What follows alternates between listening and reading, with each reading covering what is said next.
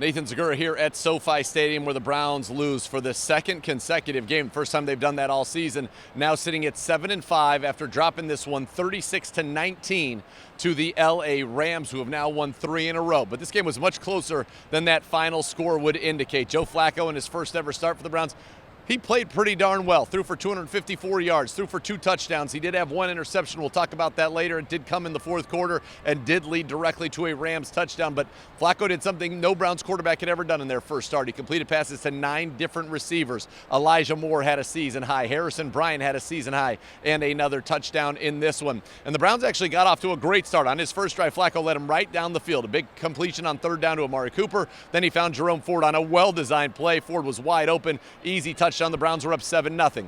The Browns would go down 10-7 as Matt Stafford seemed to have a lot of answers. Checked into a play against the look. He saw the inverted cover 2, knew the middle of the field was vulnerable. Puka Nacua, their leading receiver, the rookie, who's over 1,000 yards now, right down the seam, 70-yard touchdown, and they answered the Browns' early score. The Browns ultimately be down 10-7. Now they get a Dustin Hopkins field goal, 10-10.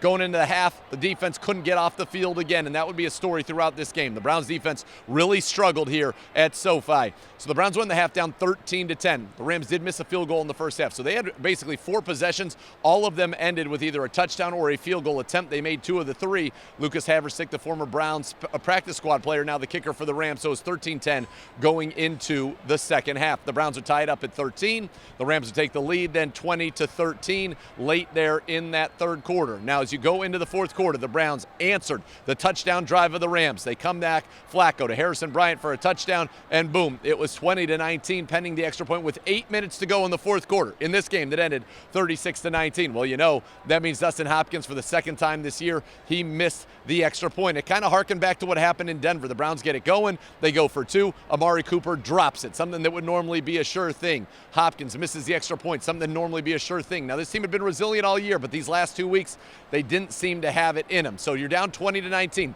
The defense gets the ball back for the offense, and here's where that first Flacco and only Flacco mistake of the game comes into play as he throws an interception. It was returned by John Johnson. They get a short field. Sean McVay schemed up a couple of good things, and boom, boom, boom. Cooper Kupp touchdown. They would add another touchdown later on. They would add a safety later on as this thing got completely out of hand. Now the Browns, when they were down 8, trying to drive just inside of 3 minutes, Kevin Stefanski decided to go for it on 4th and 6 in their own territory. That led to the short field for the final touchdown of the Rams. But why did that happen? Well, on 3rd and 1, as he was last week, Ethan Posick was called for moving the football forward. Kevin Stefanski protested, Posick protested. That put the Browns in 3rd and 6, an incompletion off the fingertips of Elijah Moore. 4th and 6, incompletion to the Chief, and that was a wrap. So it was interesting that the Browns did not punt it back. They still had all 3 timeouts and the 2-minute warning, but the reality is this defense, the number 1 ranked defense in the NFL, came here today. They did not record a single sack. They did not record a single takeaway. They made no big plays, and in fact, too often they gave up big plays. A 70-yarder to Nacua, a 30-yarder on 2nd and 20 to Demarcus Robinson, a 30-yarder on 1st and 15 to Puka Nacua on a running play. The Browns defense was not what we expected it to be today.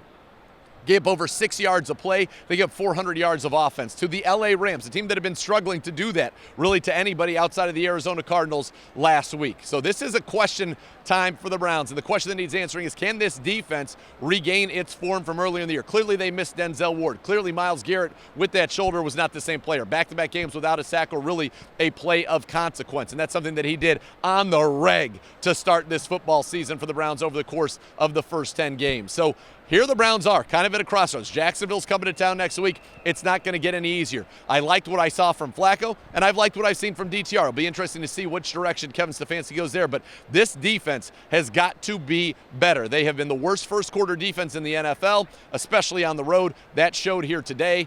The Browns had a chance, but ultimately could not stop the Rams enough. They did a good job on 3rd down, but the Rams had too many drives where they didn't get to 3rd downs, and they would get here into the end zone. 7-5, you're still the 6th seed in the AFC. You still control your own destiny.